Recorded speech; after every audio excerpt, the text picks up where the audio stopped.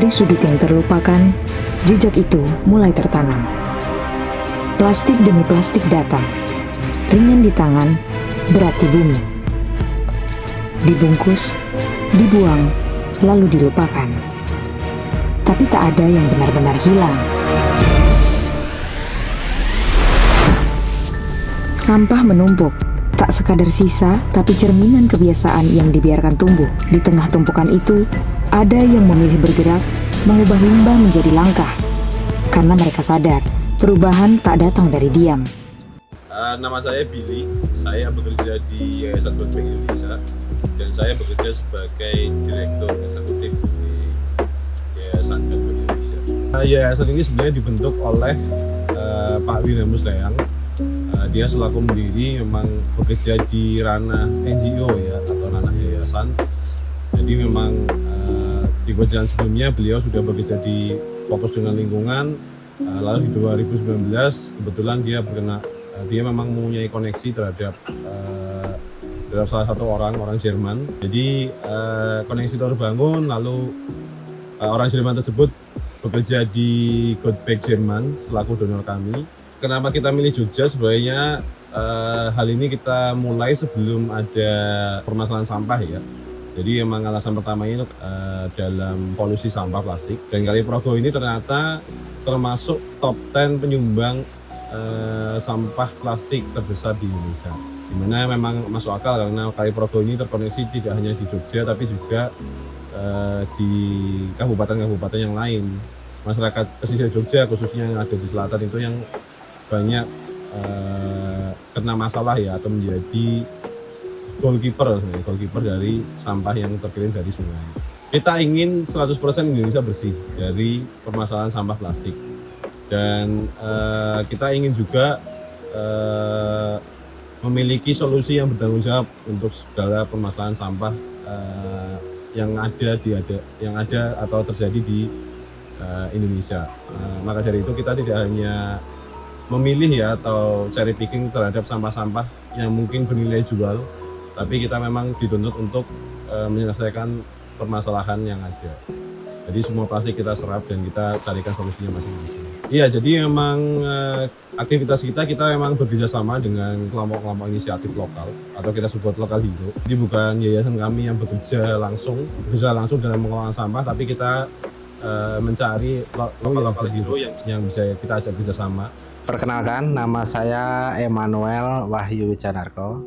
Saya selaku pemangku wilayah, saya dukuh di Pedukuhan Kanutan, Kelurahan Sumbermulyo, Bambang Lipuro, Bantul. Kami bekerjasama dengan Good Back sudah kurang lebih 3 tahun yang lalu. Kami bekerjasama sebagai mitra Good Back karena memiliki visi dan misi yang hampir sama terkait dengan sustainable atau keberlanjutan, dan memang kami fokus atau concern di lingkungan terkait dengan sampah-sampah plastik dengan kegiatan pengumpulan sampah di sekitar wilayah Padukuhan Kanutan. Perkenalkan, nama saya Analis Nur Rahman. Kebetulan saya pengurus di Pilah Sampah Lestari yang ada di Padukuhan Ngentak. Pertama kali kita tertarik dengan Yayasan Good Back Indonesia, salah satunya kepeduliannya tentang lingkungan, khususnya sampah plastik, dan langkah nyata yang ada di Yayasan Good Back Indonesia yaitu dia bekerja sama untuk memusnahkan sampah plastiknya dengan bekerja sama dengan salah satunya Indosemen yang langsung bisa memusnahkan untuk sampah plastik yang selama ini berserakan atau selama ini mengganggu lingkungan di sekitar kita yang ada di masyarakat, khususnya tentang kepedulian masyarakat tentang plastik tersebut. Kebetulan puji syukur selama kita bekerjasama bersama 17 desa, dari 17 desa ini dengan pola pekerjasama ini 17 desa ini tidak mengirimkan sampah lagi ke TPA ataupun membuang lagi ke lingkungan dan sungai atau laut. Sekecil apapun gerakan dapat membawa dampak yang baik jika berkelanjutan. Mereka bukan pahlawan, tapi mereka memilih untuk tidak diam. Nama saya Aditya, saya di Yayasan Good Back Indonesia itu sebagai koordinator lapangan. Jadi Good Back itu ada kegiatan utama di pengumpulan sampah itu. Jadi kita itu menerima sampah plastik, hanya sampah plastik Nah, dan kita nanti akan khusus untuk yang didaur ulang, nanti kita akan kirim ke gudang kita yang ada di Sanden, di Bantul ya. Nah, jadi nanti sehari-hari di sana itu sekitar ada 7 mitra kita yang ada di Sleman dan Bantul nanti akan mengirimkan jenis plastik PET, dan nanti di gudang akan kita pilah dan akan kita press sebelum kita kirim ke pendaur ulang.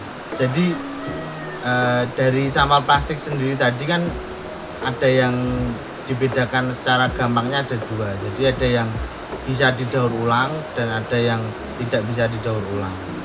Nah, yang tidak bisa didaur ulang itu seperti kayak bungkus makanan ringan yang di dalamnya ada aluminium foil atau bahasa umumnya disebut multi layer plastik MLP ya.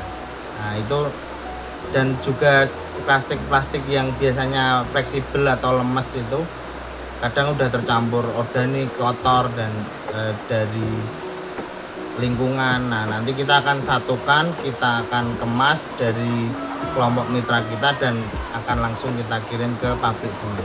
Untuk yang terdaur ulang tadi kita langsung kirim ke pabrik semen, jadi itu untuk bahan bakar mereka untuk mengganti batu bara.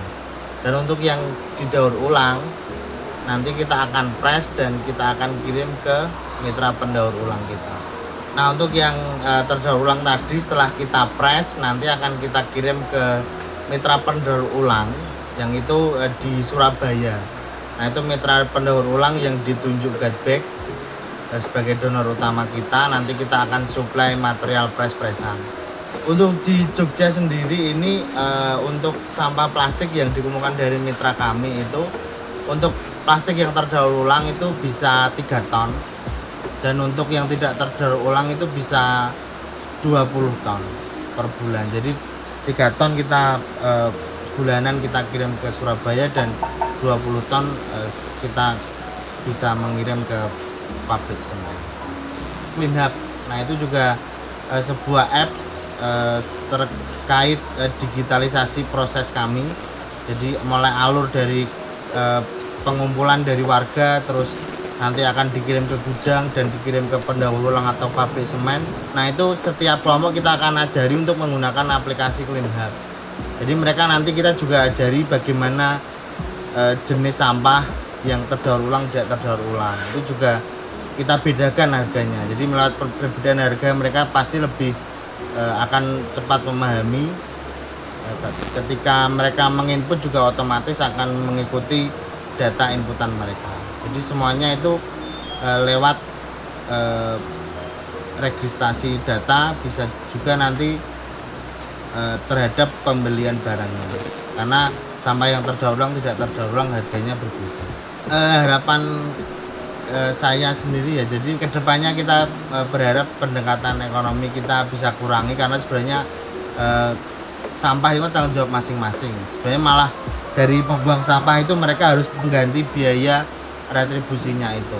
Jadi kita ingin mengubah pelan-pelan, kita akan memberdayakan masyarakat melalui pendekatan sistem yang lebih holistik, di mana ada gudangnya, ada teknologinya yang tepat guna. Nah, jadi dari infrastruktur itu nanti bisa mengolah wilayah masing-masing.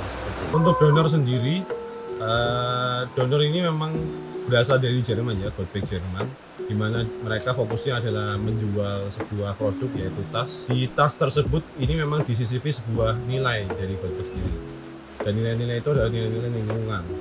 Jadi memang tas yang bernilai lingkungan bisa menyumbang sesuatu untuk lingkungan, dan itu dijual kepada customer-customer yang ingin berpartisipasi dalam menerapkan nilai tersebut, yaitu tentang penyelamatan ke lingkungan. Prinsipnya memang dari sampah-sampah plastik yang kita kumpulkan, donor kami itu memang membutuhkan salah satu material, yaitu botol PET. Tapi donor tidak hanya fokus untuk mengumpulkan material yang bisa dia olah, tapi tantangannya adalah bahwa kita bisa mencarikan 100% solusi untuk semua material sampah plastik yang sudah dikumpulkan oleh mitra-mitra kami. Produknya kebetulan ada di ranah fashion ya, dan itu adalah berupa tas. Jadi tas itu memang yang berasal dari botol-botol PET yang dikumpulkan oleh mitra-mitra Yayasan Good Bag Indonesia. Dan itu juga sebenarnya tidak hanya tas ya, ada tas gendong, ada tas waist bag, ada tas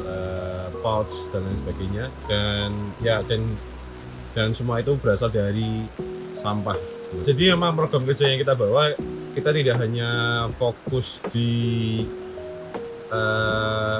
material-material yang bernilai aja, tapi kita memang dituntut untuk menuntaskan permasalahan sampah plastik ya, di mana itu adalah 100% solusi. Jadi memang itu yang kita bawa, dan kita juga selalu berusaha untuk menyebarkan awareness kepada mitra-mitra kita. Untuk harapannya sebenarnya dari kami hanya mudah dan simpel ya. Good Bag tidak perlu bergerak lagi di ranah persamaan ini, dan kita berharap semua mitra, semua jajaran yang bekerja sama itu bisa mandiri dalam pengelolaan sampah plastiknya. Harapan kami dengan adanya kerjasama sama Yayasan Good Bag Indonesia, masyarakat di lingkungan kami khususnya di Padukuhan Ngentak dan di Kelurahan Pontosari itu bisa timbul rasa kepeduliannya terhadap lingkungan. Jadi nanti sampah plastik itu tidak dibuang sembarangan lagi dan tercipta lingkungan sekitar yang sehat. Harapannya semoga kegiatan itu terus berlangsung dan kami juga bisa saling support terkait dengan plastik atau residu sampah, dan juga terkait dengan botol-botol plastik yang kami kirimkan dengan Good Bag.